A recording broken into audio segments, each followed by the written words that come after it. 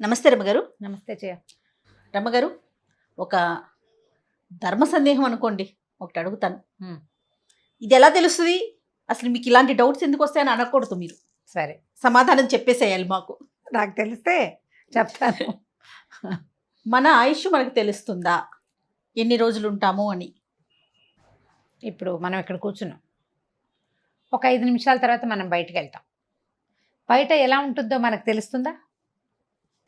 మరుక్షణం ఏం జరుగుతుందో మనకు తెలియదు. ఇలాగే ఉంటుంది అనుకుంటాం. ఉంటే ఉండొచ్చు, ఉండకపోతే మానేయచ్చు. అది ఎలా ఉండాలో దాని దారిని అది ఉంటూ ఉంటుంది అంతే. నువ్వు అనుకోవటం వల్ల, మనం భావించడం వల్ల అది ఆగదు, మారదు, ఉండదు. ఏది ఎలా జరగాలో అలా జరుగుతూ వెళ్తూ ఉంటుంది. సరే, ఇక్కడ ఇంకొక ప్రశ్న. మనకి కొన్ని కళలు వస్తూ ఉంటాయి. ఆ కళల ప్రభావం, ఓ నాకు ఈ కళ వచ్చింది, ఇది జరుగుతుందేమో సహజంగా అనుకుంటూ ఉంటాం. ఏదో వస్తువు కింద పడిపోతుంది, కొన్ని పడకూడని వస్తువులు, చేట తిరగబడింది అనుకుందాం, ఏదో చెడుకి సంకేతం, చీపిరి తొక్కాము లేకపోతే చీపిరి పడిపోయి, అట్లా కొన్ని కొన్ని మన అలవాట్లను బట్టి జరిగిన దాన్ని మనం ముందుగానే ఊహిస్తాం, ఏదో చెడు వార్త వినబోతున్నాము అని. అట్లా అలా ఏదన్నా చెడు జరుగుతుంది అనేది ముందుగా ఆయుష్కు సంబంధించి, ఓ ఇలా జరిగింది, ఏదో ప్రమాదం జరగవచ్చేమో అని అనుకోవటానికి అవకాశం ఉందంటారా? అది 1%. 6th సెన్స్, ఏదో జరగబోతోంది అనిపించడం, ఏదైనా జరుగుతుందేమో అని భావించడం, ఒక కళ రావటం, లేదా ఏదైనా చేతిలో వస్తువు పడిపోవటం, అలాంటివి ఏమైనా జరిగాయి అనుకో, అప్పుడు మనం ఒకవేళ ఈ చెడు జరుగుతుందేమో అని ఊహిస్తాం. ఊహ మాత్రమే. ఊహ అదే. ఎట్లా అంటే ఏదైనా ఒక పెద్ద పాత్ర పడిపోయి పగిలిపోతే, ఏదో ప్రాణాపాయం ఉన్నట్టు, పసుపో కుంకుమో కింద పడిపోతే, మనకు అవన్నీ కూడా ఏంటంటే అలవాటైనవి, అవి తెలుసుకున్నాం మనం. ఇలాంటివి జరిగినప్పుడు ఒక శుభకరమైన వస్తువు కింద పడిపోతే ఒక అశుభం వినవలసి వస్తుంది అన్న మాట మనం వినం. శకునాల అలవాట్లాగా ఇది వింటూ ఉన్నాం. అంచేత మన మనసు దాన్ని ఊహిస్తూ ఉంటుంది. ఇప్పుడు మనం ఊహించినంత మాత్రాన అది జరిగిపోతుందని అనుకోవడానికి వీలు లేదు. మనకి శంకించి మనసు భయంగా ఉంటుంది. ఇప్పుడు ఇవాళ ఏదో వస్తువు కింద పడిపోయింది, ఇవాళే ఒక అశుభం జరగాలి, ఇవాళ జరగదు, మర్చిపోతాం. ఓ 20 రోజుల తర్వాత ఒక అశుభ వార్త విన్నాం అనుకో, మనం అవాళ్ళకు పడిపోయింది కాబట్టి ఇవాళ ఇలా జరిగింది. ఎలాగా? కాకతాళీయం కాదు అది, కానీ కనెక్ట్ చేసుకుంటాం కదా రమ్మగారు. కనెక్ట్ చేసుకోవడం. పోయిన వారం ఇలా జరిగింది, అందుకే ఇప్పుడు ఈ చెడు సంఘటన జరిగింది అనేది కనెక్ట్ చేసుకుంటాం కదా. అంటే కాదు జయ, నీకు మరణాలు, జర కాదు, జనన మరణాలు అత్యంత సహజమైనవి కాదా? అవునండి. మరణించక తప్పదు కదా. జననము మరణంతో పాటు ప్రమాదాలు, పోట్లాటలు, ఇవన్నీ కూడా సహజమైన సంగతులు కదా. ఏ సహజమైన సంగతి జరిగినా మొన్నటికి అదేదో విషయానికి, దీనికి, బట్టతలకి, మోకాలకి ముడిపెట్టుకోవటం మన మనస్తత్వాలు, మనం అలవాటు చేసేసుకుంటున్నాం దాన్ని. నీకు ఒక చెడు కాలం వచ్చిందనో, నువ్వు ఒక చెడు విషయాన్ని చూసావనో, ఇంకొకటి జరుగుతుందని ఊహించనే కూడదు అసలు. ఇప్పుడు ఎవరి ఇంట్లోనో ఒక మరణం, వచ్చే వారం ఒకళ్ళు పోయారు అనుకుందాం, నెక్స్ట్ వీక్ మనకు ఆ వార్త తెలుస్తుంది. దానికి ఇవాళ నీ చేతిలో ఉన్న వస్తువు పడిపోవడానికి, లేదా నీకు కల రావడానికి సంబంధం ఎట్లా ఉంటుంది? మరణం సహజమైంది కదా, సహజంగా జరుగుతాయి జయ. చూడు, కుండలు చేస్తారా, కుండ చేయటానికి ఆవం పెడతారు, కొన్ని మొదట పెడుతూ ఉండగానే పోతాయి. అవును. కొన్ని కొంచెం షేప్ వచ్చాక పోతాయి, కొన్ని పచ్చి కుండ పక్కకు పెట్టాక పగిలి ఇలా కూలిపోయిపోతుంది, కొన్ని కాలుస్తూ ఉండగా పోతాయి, కొన్ని కాల్చాక చక్కగా బయటకు వస్తాయి. తర్వాత కొన్ని కుండలు ఏళ్ల తరబడి మన్నుతాయి, కొన్ని కుండలు ఇంటికి తేగానే మన చెయ్యే జారిపోవచ్చు, ఏదైనా జరగచ్చు.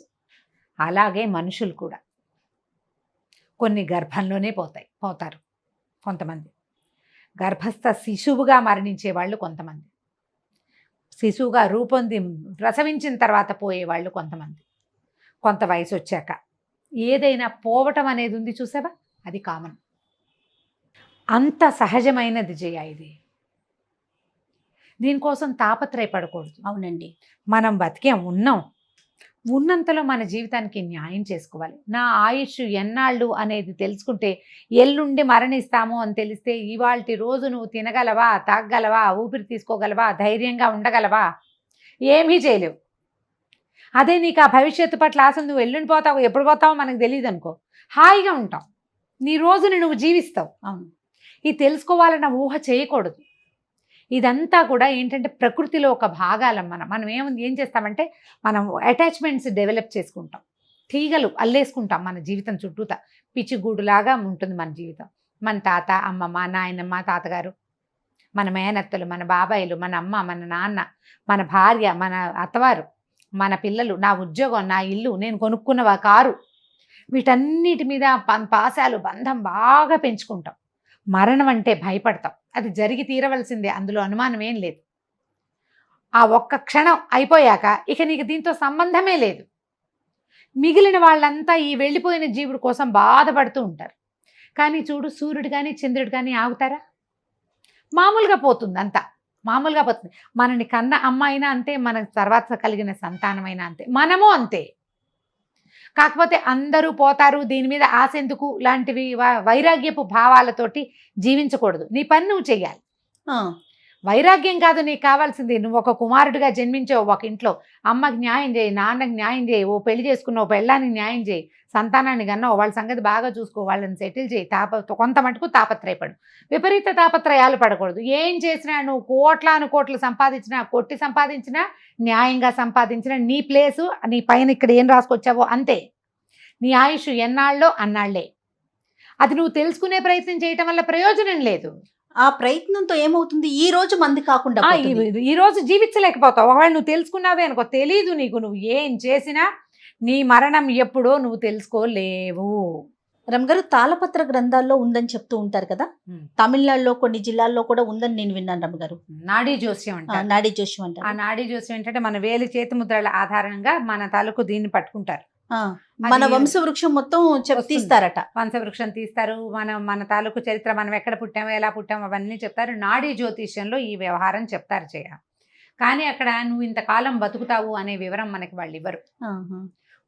ఉంటుందని చెప్తారు. మనం ఇప్పుడు అది ఎక్కడంటే తంజావూరు జిల్లాలో వైదీశ్వరన్ కోయిల్ అని ఒక అగస్త్య మహాముని ఆ కోవిల్లో ఉండేవారని చెప్తారు. అక్కడ తపస్సు చేశారు. జ్యోతిష్యానికి ఆద్యుడు అగస్త్యుడే. జ్యోతిష్యంలో ఒక భాగమే ఈ నాడీ జ్యోతిష్యం. అక్కడ నాడీ గ్రంథాల్లో ఉన్నాయి. ఇప్పుడు ప్రతి వాళ్ళు వెళ్ళి ఆ నాడీ జ్యోతిష్యంలో నేను ఎప్పుడు దాకా బతుకుతానో తెలుసుకోవాల్సిన అవసరం ఏమిటి?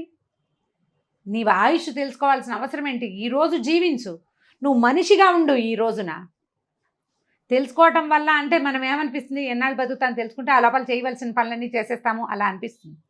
కానీ కరెక్ట్ కాదు. నువ్వు ఎప్పుడు దాకా ఉంటావో తెలిస్తే కనుక నీ బతుకంతా రోజులు లెక్క పెట్టుకోవటంలోనే సరిపోతుంది. అవును.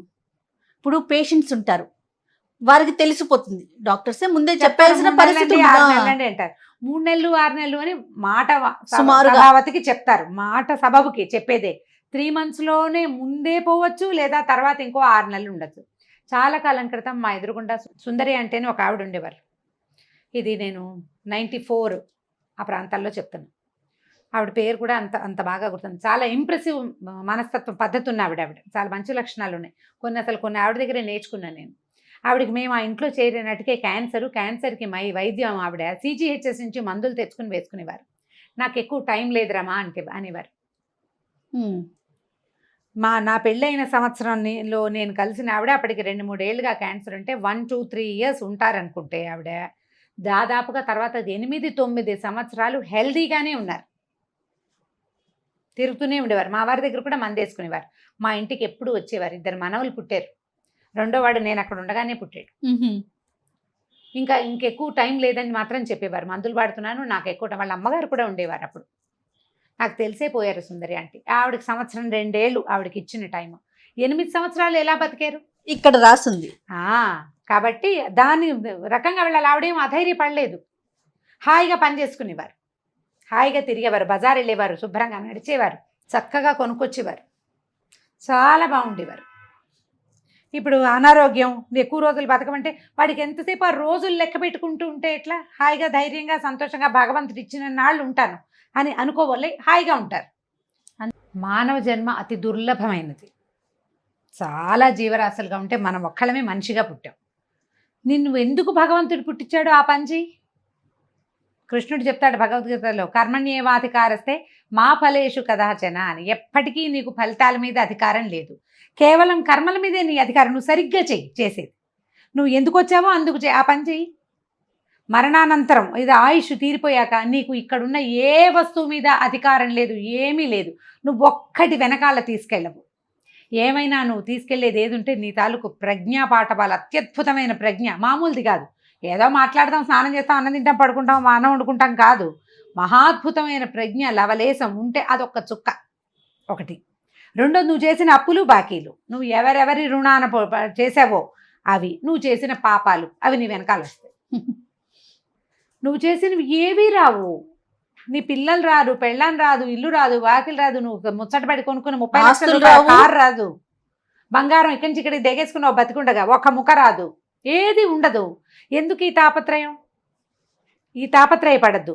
ఎందుకు జన్మించామో ఆ పని చేయాలి. ఆయుష్ ఇప్పటిదాకా ఉంది అని తెలిస్తే ఈ రోజులు లెక్క పెట్టుకుంటూ నువ్వు చేయవలసింది చేయవు. లెక్క వద్దు, దాని గురించి తెలుసుకోవాల్సిన అవసరమే నీకు లేదు. ఉన్ననాళ్ళు హాయిగా, ధైర్యంగా, సాహసోపేతంగా జీవితాన్ని ముందుకు తీసుకెళ్ళాలి. సహాయకారిగా ప్రజలకు సహాయపడు. మానవ సేవే మాధవ సేవ. మహాద్భుతమైన మహావాక్యాలు ఉన్నాయి. వాటిని స్మరించి కనీసం అందులో కొంత భాగాన్నైనా ఆచరించు. మనిషిగా పుట్టినందుకు మనిషిగా జీవించడానికి ప్రయత్నం చేయండి.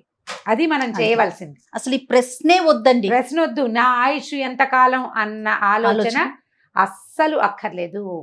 ఇవాళే పోతాం అనుకుంటా, చచ్చిపోతామేమో అనిపిస్తుంది ఒక్క దశలో. తర్వాత సంవత్సరాల తరబడి బతుకుంటాం. నేను రాజం చేస్తాను, 90 ఏళ్ళ దాకా ఉంటాను, నా మునిమన వాళ్ళు చూస్తాను అనుకున్న వాళ్ళు తెల్లారేపాటికి పరలోకం ప్రవేశంలో ఉంటారు. వాళ్ళు చెప్పలేకపోతాం. కాదు రమ్మ గారు, ఇప్పుడు ఇక్కడ ఫస్టే మీరు అన్నారు మరుక్షణం మనదా చెప్పండి. మంది కాదు, నువ్వు ఉన్న క్షణమే నీది. అంతే. దీన్ని నీదిగా చేసుకో. నీదైన ముద్ర వెయ్యి నీ జీవితంలో.